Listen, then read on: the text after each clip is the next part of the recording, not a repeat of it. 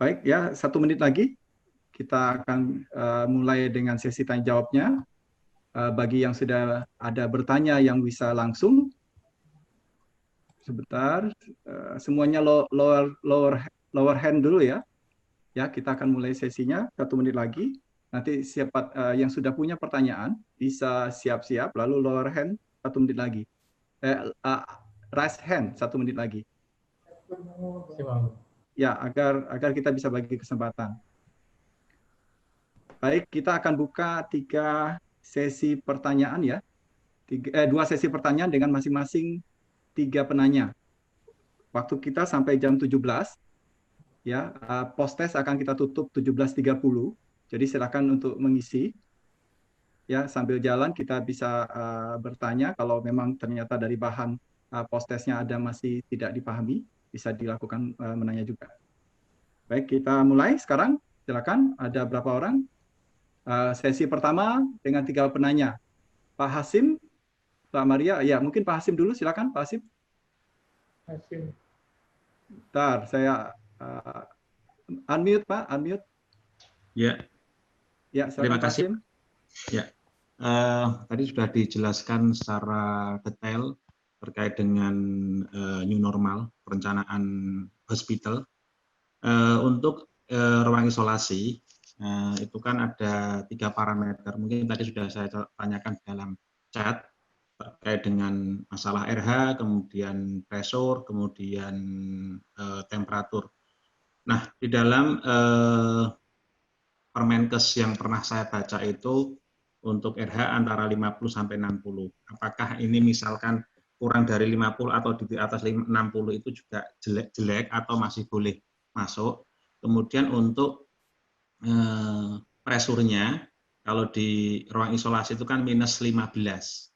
Artinya misalkan itu fix atau ada toleransi. Misalkan temperatur kan ada toleransi 24 plus minus 2. Kalau misalkan itu tekanan minus 15, apakah ada toleransinya atau memang fix minus 15? Terima kasih Bapak. Oke, baik. Itu pertanyaan pertama, mungkin silakan dicatat. Lalu pertanyaan kedua, kami berikan ke Bu Maria. Ya, Bu Maria bisa silakan untuk ditanya. Ya, Bu Maria, silakan. Halo? Ya, Ibu ada kendala di speaker sepertinya. Bisa diulang? Oke. Oke, mungkin kita geser dulu ya, Bu ya. Kita geser dulu Bu Diki. Diki Darmawan, maaf. Ya, silakan Pak Diki. Bisa dicoba dulu. Bu Maria nanti tunggu ya. Oke, oke. Halo. Ya, silakan Pak Diki. Ya. Di sini saya mau bertanya tentang gas medis. Kalau di kita kan gas medisnya masih menggunakan tabung yang itu ya, tabung yang agak kecil-kecil tadi itu. Nah, kebetulan posisi sentral gas medis kita itu berdekatan dengan ruang radiologi.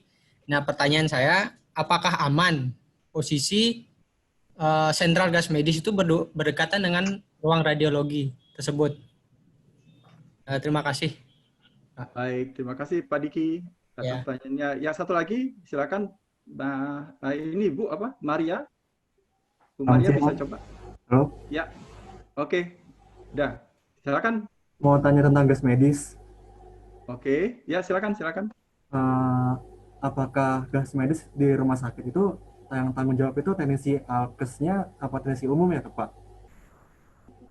Terus ada undang-undangnya nggak sih yang ngaturnya siapa tuh? Oke, Oke sih, sudah. cukup deh. Oke, baik. Oke, kalau gitu saya bagi satu penanya lagi.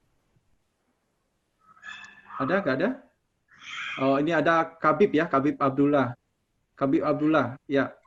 Silakan Pak Kabib, satu penanya, lalu kita mulai dijawab.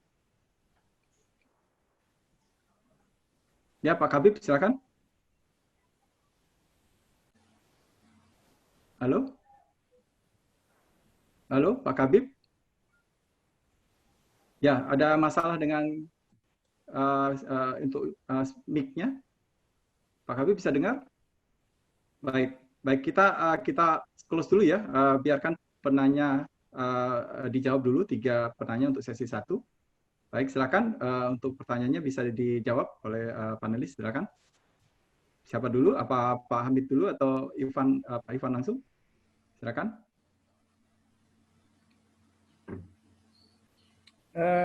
Sedikit aja itu mengenai AC itu di ruang isolasi, saya kira itu rekomendasi saja Pak ya. Hanya memang kita tuh kalau di rumah sakit, RH ini sangat penting sekali. RH sangat penting sekali. Ya. RH itu kita usahakan untuk berada di 50-60. Kalau lebih tinggi, kuman atau bakteri akan banyak, jamur akan banyak. Itu yang tidak disukai oleh rumah sakit. Dan juga untuk alat-alat akan cepat rusak, RH-nya.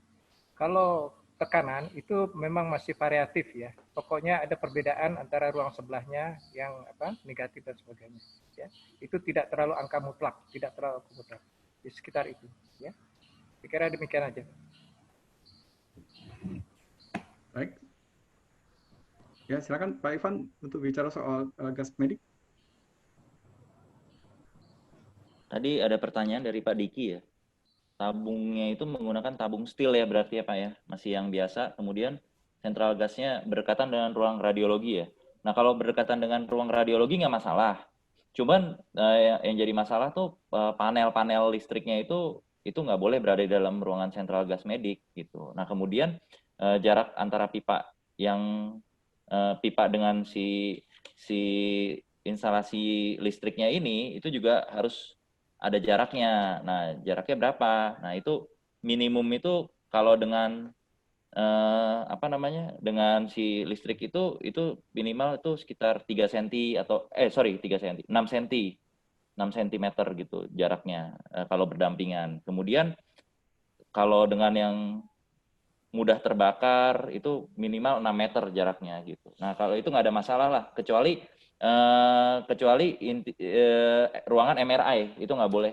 Kalau ruangan MRI nggak boleh, dia tabungnya harus khusus, regulatornya harus khusus, karena dia medan magnetnya sangat tinggi. Kemudian tadi untuk yang kedua ya, gas medisnya ini teknisi alkes atau umum. Nah, kemudian ada nggak yang peraturan dari kita yang mengatur ini? Nah, selama ini ya memang di Indonesia sih peraturan yang kita masih mengadop di kita adalah di pedoman instalasi gas medik dan vakum medik yang tadi saya jelaskan. Kemudian satu lagi Permenkes ya nomor 4 tahun 2016. Nah ini sih memang belum menyebutkan ya gitu. Maksudnya ini siapa sih teknisinya, teknisi alkes atau teknisi umum. Nah saya juga kurang paham nih ya, kalau teknisi alkes yang asumsi saya anak atem gitu kan. Kalau teknisi umum ini biasanya apa? Lulusan S1 teknik atau D3 teknik gitu kan misalkan. Nah, ini sampai sekarang sih belum menyebutkan. Nah, tapi di HTM 0201 itu dia itu menyebutkan hanya orang teknik yang authorized person. Jadi yang sudah di training, sudah di training sehingga dia ditunjuk sebagai orang yang bisa mengoperasikan si sentral gas medik ini atau tabung gas medik ini gitu. Seperti itu sih. Saya rasa udah cukup Pak Hendi. Mungkin ada tambahan sedikit Pan. Ini ya, silakan Pak Hilman. Ruang sentral di radiologi, tolong dipahami. Ruang sentral gas medik itu kita tahu suplai yang paling banyak adalah untuk di ruang bedah ICU dan perawatan. Betul, Pak. Ya, tolong itu dikonsultasi. Jadi apakah dia menempatkan dekat radiologi itu karena tidak ada tempat lagi? Nah itu kan jadi masalah master plan itu kan. Ah iya betul. Dipahami juga gitu. Jadi ada salah penempatan. Jadi memang karena tidak ada tempat lagi, dekat ruang radio ada tanah kosong pasang itu tidak benar gitu. Ya. Apalagi kalau nanti dikembangkan untuk MRI ya berat itu saya kira tidak mungkin. Ya karena MRI itu tidak boleh ada motor-motor yang bergerak di sekitar situ gitu ya. Di kompresor, suction dan sebagainya nggak bisa di situ. Ya.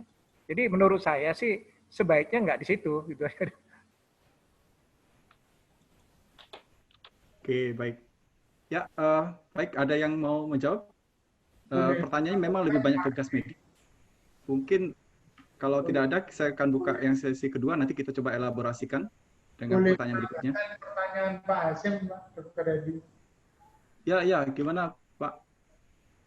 Pertanyaan Pak Hasim Azhari sebetulnya kan pertanyaan yang lalu untuk HPAC yang sudah dijelaskan Pak John juga. Ya. Jadi intinya kalau lebih dari 60% bakteri, kuman, jamur itu bisa tumbuh, tapi kalau di bawah 40% itu juga mempunyai efek negatif karena mukosa dari bagian saluran pernapasan kita akan menjadi kering, sehingga mekanisme untuk pertahanan dari mukosa itu akan hilang juga. Jadi sebaiknya memang di antara 45%, 50% sampai 60%. Itu untuk kelembapan atau RH. Kemudian untuk pressure itu rata-rata di ruang isolasi min 15 Pascal. Tapi ada standar internasional sampai min 30 Pascal. Kita pikirkan itu juga terlalu tidak efektif, efisien, sehingga 15 Pascal sudah cukup, tetapi perbedaan mulai dari tempat penggantian APD bersih, kemudian koridor masing-masing ruangan minimal min 2,5 Pascal sampai min 5 Pascal. Perbedaan negatifnya. Jadi untuk yang supaya kuman tidak keluar menjadi lebih negatif daripada koridornya. Itu yang secara teorinya seperti itu. Tetapi masalahnya bukan teorinya bagaimana nulis min 15 Pascal atau min 10 Pascal.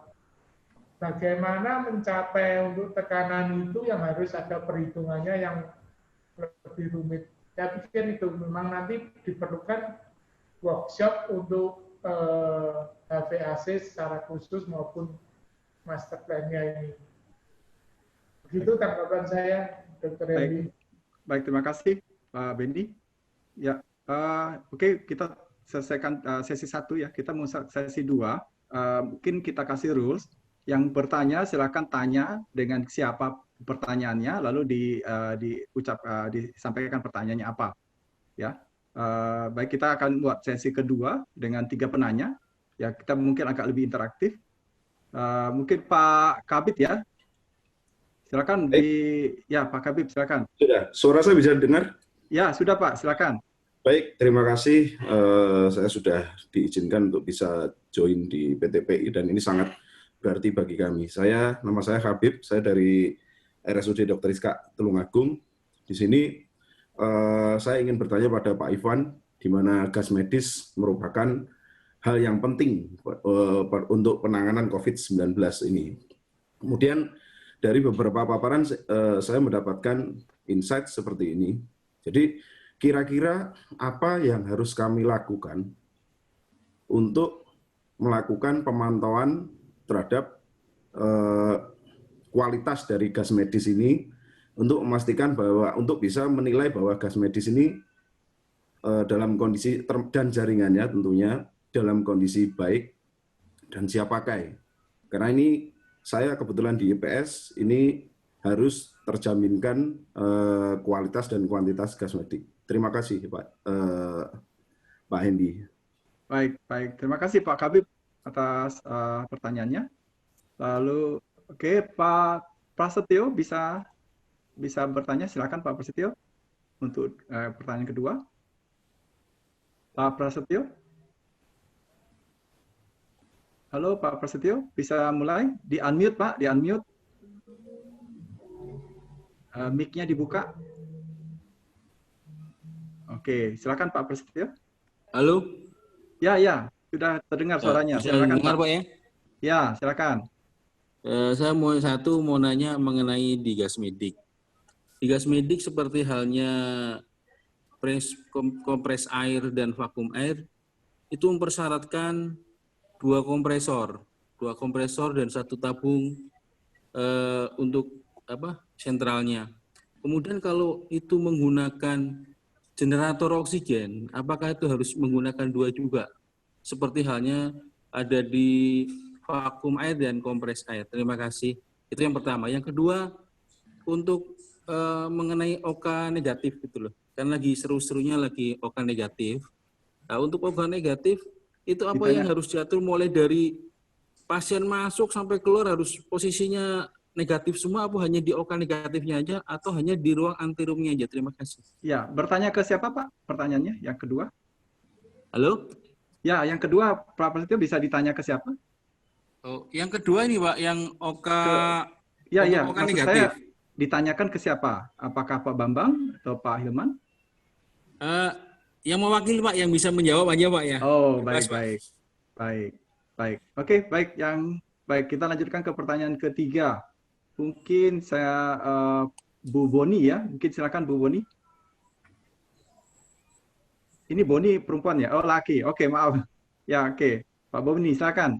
Di-unmute dulu. Pak Boni di-unmute suaranya.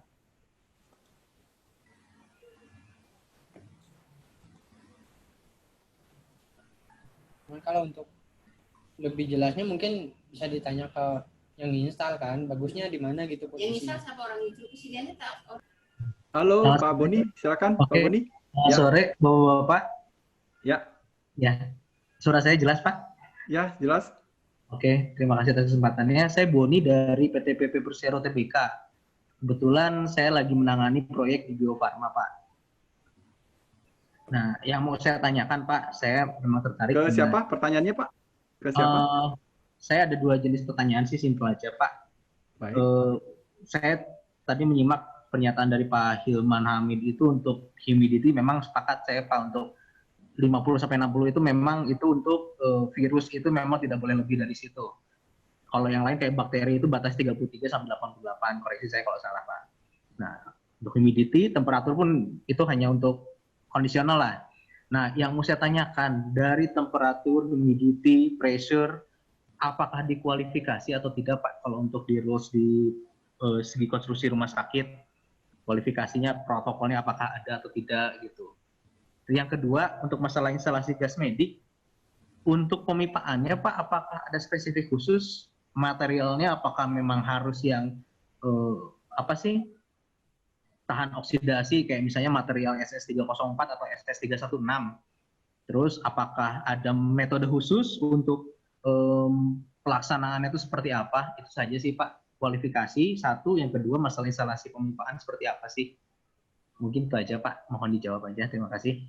Baik, terima kasih Pak Boni. Saya izinkan satu lagi penanya ya. Mungkin Pak Agung Efrianto Hari ya. Pak Agung ya, silakan Pak Agung. Satu lagi. Di-unmute suaranya Pak Agung. Halo Pak Agung. Suara di-unmute Pak Agung. Oke, kita lewati dulu ya Pak Agung ya. Halo? Oke, baik. Kita lewati dulu Pak Agung. Kita satu lagi ya. Mungkin Khairul Umami. Silakan Pak Khairul. Khairul Umami, silakan. Di-unmute dulu Pak Khairul. Halo? Halo? Halo, Pak Khairul? Oke, baik. Ya, kita sudah buka kesempatannya. Mungkin kita mulai dengan jawab dulu untuk sesi kedua. Kalau memang ada waktu lagi, kita akan buka sesi ketiga. Mungkin dengan 3 pertanyaan dulu, silakan. Kalau untuk Pak Ivan sama Pak Hamid, kalau ada yang bisa menjawab, silakan.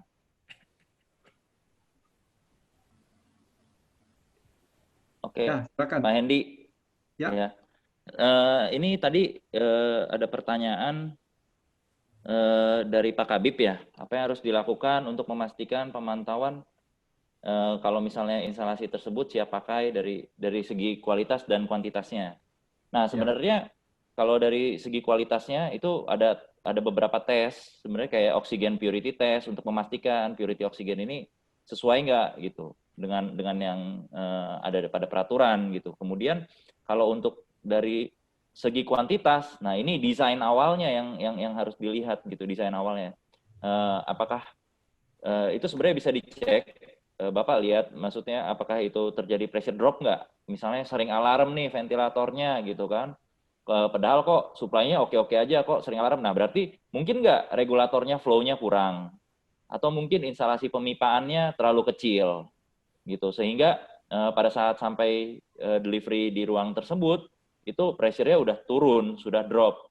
Nah ya seperti itu, banyak yang bisa dilihat secara fisik sih, cuman nantinya mungkin hal-hal seperti ini akan dijelaskan lebih lanjut melalui workshop PTPI ke depannya, seperti apa gitu. Nah kalau untuk masalah tadi yang Pak Prastio ya, ini kan disarankan 2 kompresor dan 1 tabung. Nah, kalau untuk udara tekan, nah sebenarnya ini bicaranya masalah safety Pak Prastio, karena yang menjadi bagian terpenting dalam sebuah instalasi gas medis itu selain kualitasnya, kemudian continuity, yang berikutnya adalah continuity supply-nya. Nah ini harus diperhatikan gitu. Nah ini kenapa harus diperhatikan? Karena kalau kita gagal supply ini akan berdampak buruk bagi pasiennya.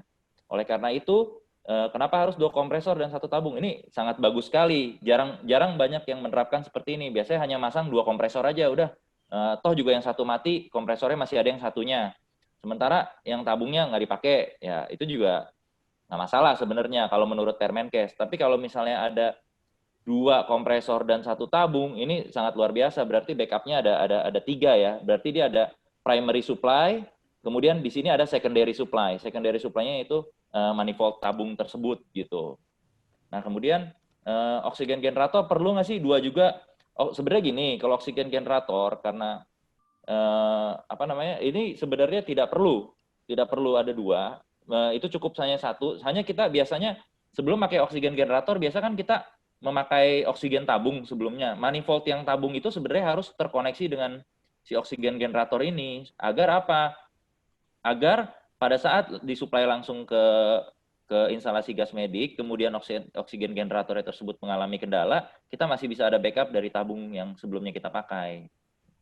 Kemudian kalau untuk tadi yang dari PTPP ya, untuk masalah pemipaan ada kualifikasi nggak? Nah, pemipaan ini ada kualifikasi. Kalau kita lihat di peraturan Kementerian Kesehatan, Menteri Kesehatan nomor 4 tahun 2016, di situ disebutkan pipa yang diperbolehkan adalah ASTM B819 tipe L, kemudian BSEN 13348 tipe L, kemudian GIS 3300 tipe L. Nah, ini yang harus diperhatikan kalau masalah kualifikasi. Kemudian tadi ada pertanyaan, oh apakah harus pakai stainless atau apa? Stainless sih sebenarnya boleh-boleh aja, cuman lebih disarankan memakai si pipa tembaga gitu. Kalau stainless itu di peraturan Menteri Kesehatan juga tidak disebutkan gitu. Tapi sebenarnya di luar negeri ada beberapa yang pakai stainless, cuman lebih disarankan sebenarnya ngikut aja Permenkes nomor 4 tahun 2016 itulah.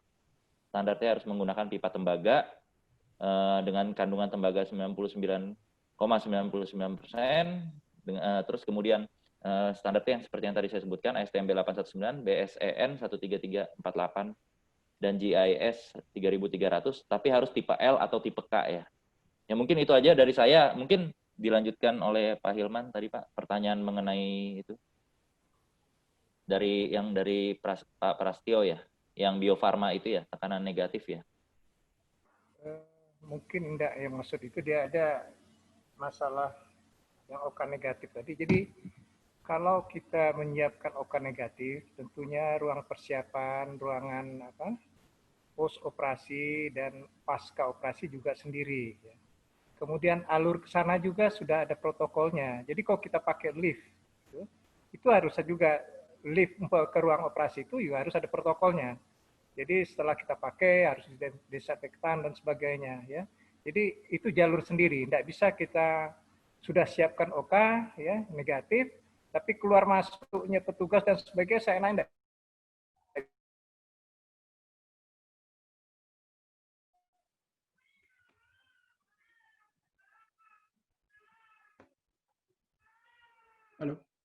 Halo Pak Hilman. Halo Pak Hilman. Kemudian air change per hour ya. kemudian laminer dan sebagainya, itu persyaratan sudah ada. Jadi sehingga umpamanya ruang operasi harus pakai HEPA, ya. Tapi kalau ruang-ruang lain seperti ruang ICU, ya, itu cukup medium.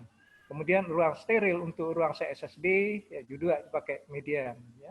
Itu yang disebutkan. Kemudian sekarang ada perkembangan baru bahwa semuanya harus ada fresh air-nya seperti yang disampaikan oleh Pak John. Itu ketentuan masing-masing ruangan ada, Pak, ya. Jadi mungkin kemarin sudah di-share kalau saya nggak salah itu. Jadi ruangan ini bagaimana RH-nya berapa itu sudah ada di-share. Tapi bisa nanti kita share juga lah kalau diperlukan. Ya. Saya kira demikian. Baik, jadi berlaku juga untuk biofarma, lab-lab dan gedung-gedung biofarma, ya itu sama juga itu. Oke. Terima kasih. Baik, terima kasih Pak Hilman. Terima kasih Pak Ivan. Pak Bambang ada notit? Oh ya, tambahan Pak Ivan sedikit aja, Pak. Mesti kita agak konsisten dengan keandalan tadi, Pak. Ya, jadi bukan boleh-boleh saja. Kalau Kemenkes itu perpikirannya probability-nya cukup tinggi. Jadi yang bagus tadi 3, ya 2 apa? Kalau 1 gagal tetap ada gagal. Itu yang harus kita sampaikan gitu. Ya, jangan sampai mereka boleh juga enggak. Ya, jadi kita harus berprasangka bahwa akan terjadi kegagalan. Itu. Terima kasih.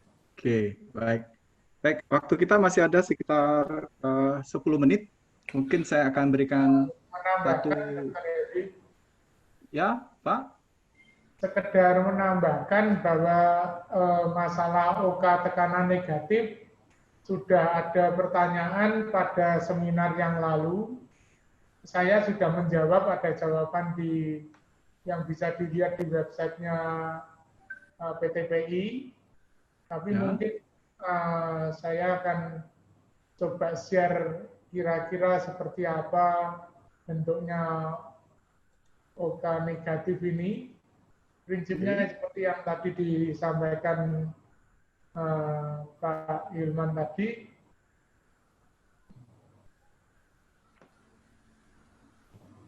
Ini bisa dilihat share screen-nya. Sudah. Ya. Ya, sudah. Jadi ini kalau kita punya 2 akses. Akses utama ini kan dari depan, kemudian ini transfer bed, kemudian ini koridor bersih, ini untuk OK yang bukan COVID. Sedangkan kita punya koridor yang dicapai dari lab belakang yang untuk mencapai ke OK tekanan negatif ini. Jadi seperti Pak Hilman tadi sampaikan bahwa harusnya memang jangan lewat yang area sterilnya OK, nanti akan mencemari, jadi punya akses tersendiri. Nah, di dalam OK tekanan negatif ini, baik yang di atas maupun di bawah, sebetulnya tetap saja syarat-syarat HEPA filter ISO 5 atau ISO 6 itu dihembuskan ke dalam kamar bedah, sehingga kamar bedah ini tekanannya positif. Tetapi supaya tidak keluar dari kamar bedah dan mencemari sekitarnya, dibuat kamar bedah ini relatif lebih negatif daripada selasarnya, sehingga lebih besar sedikit, sehingga ini tetap keluar ke selasar, tetapi tidak ada udara selasar masuk ke kamar bedah, dan selasar ini nanti dipompa keluar sebelum dilepas ke udara bebas. Masih diperlukan HEPA filter yang untuk filtration virus COVID ini. Jadi atau virus COVID atau yang droplet atau penularan yang melalui udara lainnya. Jadi sebetulnya aliran laminar maupun HEPA filter dari udara yang disaring itu sudah tetap ada di OK-OK yang disiapkan untuk negatif, tetapi supaya menimbulkan tekanan negatif itu tujuannya tidak udara yang keluar untuk operasi pasien-pasien COVID ini keluar dan mencemari udara sekitarnya. Sehingga di dalam koridor ini juga supaya tidak mencemari udara di dalam OK, tetapi udara dalam OK ini tetap keluar ke koridor, dan koridor ini tidak boleh mencemari yang lain, harus dikeluarkan dengan tekanan negatif untuk keluar udara bebas melalui HEPA filter. Demikian ini untuk teorinya kelihatannya agak mudah dipahami, tetapi untuk mencapai tekanannya ini, pengaturannya ini bisa lebih negatif 5 Pascal daripada koridor di depannya. Koridor di depannya ini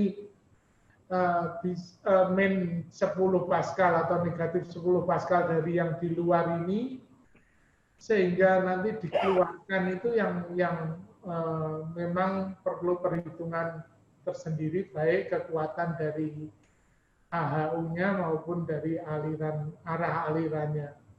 Saya kira itu tambahan saya ada di dalam jawaban saya di jawaban dari pertanyaan seminar seri pertama yang lalu, Dokter. Baik. Baik, terima kasih, Dr. Benny. Baik, ini waktu kita tinggal 10 menit lagi. Mungkin pertanyaannya kita cukupkan dulu. Kalau memang masih ada yang mau bertanya, masih ada Q&A, kita bisa coba diisi. Lalu saya kira cukup untuk materi untuk sekarang dengan cara jawabnya. Oke, kita akan lanjut dengan penutup. Prof, boleh dibagi nanti penutupnya, lalu mungkin disampaikan tentang anggota, lalu masih ada banyak pertanyaan yang perlu dijelaskan tentang link seminar ini, apakah melalui YouTube atau tidak, lalu mekanismenya.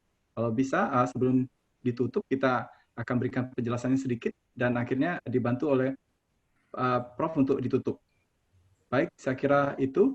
Silakan Prof untuk untuk penjelasannya dan penutupannya. Terima kasih. Oke, ya, terima kasih Pak Hendi. Ya, 3 jam kita sudah berlalu.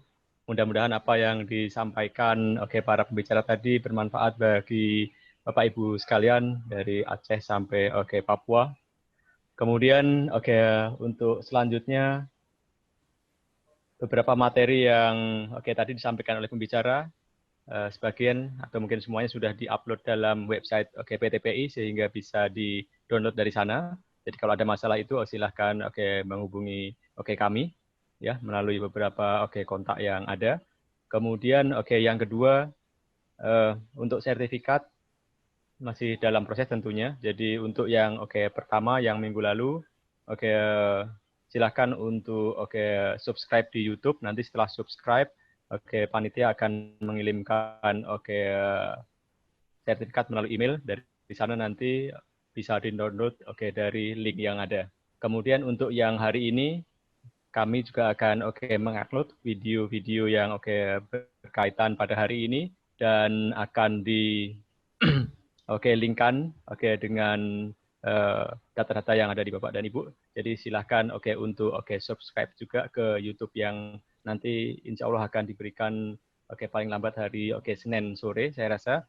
Nah setelah itu Bapak Ibu bisa mendapatkan sertifikat. Jadi itu yang berkaitan dengan sertifikat.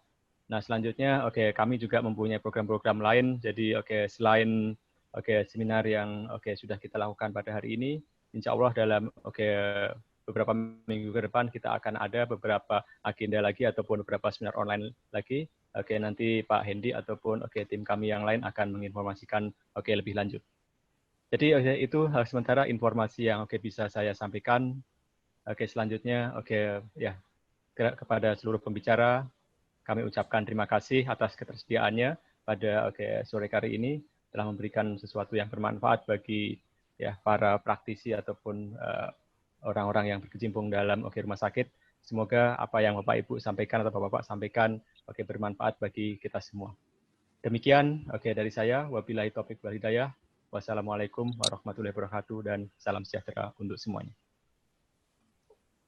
Baik, terima kasih Prof. Ya, demikian seminar kedua PTPI yang bertajuk perencanaan rumah sakit dan gas medik di era new normal sudah selesai. Demikian terima kasih atas semua waktunya. Kita selesai. Terima kasih. Assalamualaikum warahmatullahi wabarakatuh. Ya. Oke, ya. Oke, baik. Oke, ada catatan? Tidak ada ya. Pak Hamid, terima kasih waktunya Pak Hamid. Sama-sama. Terima kasih Pak Yusuf ya atas waktunya. Pak Beni nyempil di belakang Pak Bambang. Kenapa nggak masuk aja? Oke. Ya memang ini catatan kita. Besok akan kita coba bahas di rapat PTPI kita. Saya belum tahu apakah seminar ini mengundang mereka rapat. Mungkin tidak perlu ya, Prof ya? Atau kita perlu ya? Soalnya mungkin kita bagi dua jenis ya. Ada rapat internal yang untuk pengurus inti sama pengurus ini. Jadi kita undang rapat, bagus juga sebenarnya. Cuma saya belum tahu mekanismenya. Gimana, Bro? Nanti ya, kita mungkin besok kita bicarakan lagi. Oke, baik. Oke. Ya, terima kasih juga nih Pak Yusuf. Pak Ivan, wah, Pak Ivan luar biasa. Mengalir, tanyanya luar biasa. Ya. Balasin chat, Pak. Ya. Oke, minta tolong Pak Dede ya untuk Q&A-nya di save ya, sama chat-nya kalau perlu di save juga. Nanti terima kasih juga Pak Hilman. Sama-sama. Menambahkan tadi yang radiologi ya, kalau dia pengembangan menjadi CT scan, repot itu. MRI. Berarti MRI-nya mesti pindahin tempat lain. Ya, Pak Yohanes saya baru lihat nih, mohon maaf nih, tadi saya tanya. Pak Yohanes? Ya nggak apa-apa. Selamat sore semua Bapak-bapak, Pak Profesor Eko, sama kenalan Pak Hilman, ya senior kita, ya nanti kalau kenalan pada saat dulu di Hatimi masih. Pak Yusuf, ya Umar ya, selamat sore. Sore, ini Pak Yohanes Ko ya? Iya betul. Guten Tag. Wie geht's? Baik, terima kasih. Ya. Tapi bahasa saya berapa Jerman kali mau masuk ini sering itu. salah tekan, soalnya saya belum familiar dengan Zoom ini atau dengan gitu. yang lain. Baik. Cuma ini saya mau tadi ada pertanyaan mau saya tuju ke Pak Hilman sama Pak Bambang masalah alokasi lokasi atau zona lokasi. Ini saya mau kasih satu inputan juga, mungkin Jakarta kan tidak beda dengan di Bangkok, sama-sama banyak gedung tinggi dan daerah padat penduduk dan banyak rumah sakit udah tua. Jadi mungkin ini bisa diadap masalah COVID-19 ini, di mana kalau di Bangkok atau di Thailand itu banyak tempat parkiran dijadikan isolasi station atau ruang isolasi ya. Itu terutama di parkiran di lantai paling atas. Saya nggak tahu apakah ini diizinkan atau tidak dari segi regulasi atau peraturan Depkes gitu. Itu aja saya mau tanya tadi. Ya, sementara kan kita udah kita terapkan itu. Semua rumah-rumah sakit berada di sisi luar. Hanya konsekuensinya kalau seperti ini memang dari gas medis ini memang harus ada outlet fund. Jadi ya, Pak. Disaster dan sebagainya harus ada jaringan khusus untuk di luar dekat UGD atau tempat kumpul orang itu. Mesti ada outlet oksigen di situ ya. Jadi kadang-kadang disaster outlet oksigen itu harus bisa dipakai, termasuk panel-panel listrik juga ada di situ nanti. Ya. Jadi kalau siap dulu, mesti diusulkan ke rumah sakit gitu ya. Betul. 1 titik atau 2 titik harus ada itu. Ya menurut saya ini bagus juga. Jadi agak terpisah dengan ruang ICU pasien di luar COVID ataupun ruang IGD yang lainnya. Ya betul. Ini hampir sama dengan disaster jadi juga. Ya di Thailand tuh lagi booming masalah renovasi ruang parkiran jadikan ruang ruang isolasi COVID-19. Ya. Itu hanya karena nggak mungkin mereka masukkan ke dalam itu. Ya. Betul. Prof Eko, besok untuk Sabtu jadi ini ya, bisa jadi ya? Boleh. Oke. Pak Yohanes, boleh kita bagi waktu untuk presentasi untuk di seminar rutin, Pak? Di pertemuan rutin, Pak Yohanes? Ya, saya lagi mikir nanti mungkin saya akan buatkan satu konsep. Sementara saya lihat ini kan masalah COVID, mungkin lebih prioritasnya untuk COVID. Kalau saya kebetulan bidang saya di electrical safety, itu penting tapi bukan momen sekarang yang emergency ini. Ya, itu yang usul saya tadi, Yohanes. Ya. Nanti kita ada suatu session workshop namanya. Karena kita membuat ruang operasi yang lengkap. Semua terjun semua, AC-nya, elektrik gitu, trafo isolasinya masuk semua di situ gitu. Bagus, bagus. Ya, ya saya prinsip sangat mendukung, saya ikutin kok dengan PTPI ini luar biasa dengan ada ketua kita Profesor Eko. Ya. Mudah-mudahan semuanya bisa berjalan. Pak Yohanes, besok kita ada meeting rutin Pak, Sabtu. Boleh ikut ya? Boleh, nanti saya usahain. Bapak sudah join ke grup apa belum Pak? Saya belum. Udah ada di. Oh sudah, siap. Kayaknya Pak Hirman yang invite saya kayaknya. Siap. Baik, kita lebih aktif lagi Pak, soalnya ya biar lebih siklusnya mengalir gitu. Ya, biar kita lebih usahakan. Clear. Baik. Siap. Masih. Baik nih, saya kira cukup ya. Evaluasinya sedikit saya tambahkan.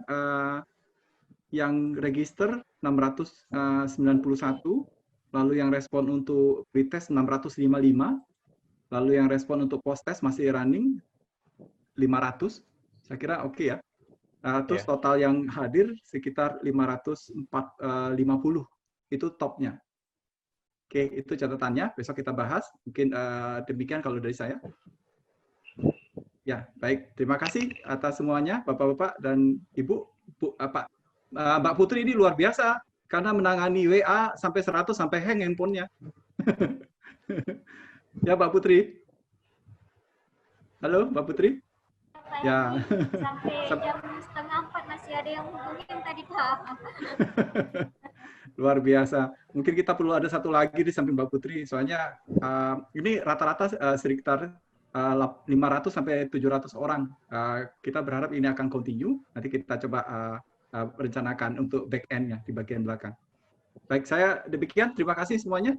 Pak Yohanes, Pak Yusuf, ya, Pak Bambang, Pak Hamid, terima kasih. Pak Ivan, sama-sama. Yuk, mari. Terima kasih atas semuanya.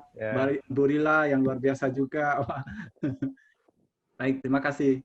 Terima kasih semua panitia. Mbak Salma udah off ya? Oh ya sudah off. Oke. Baik, terima kasih.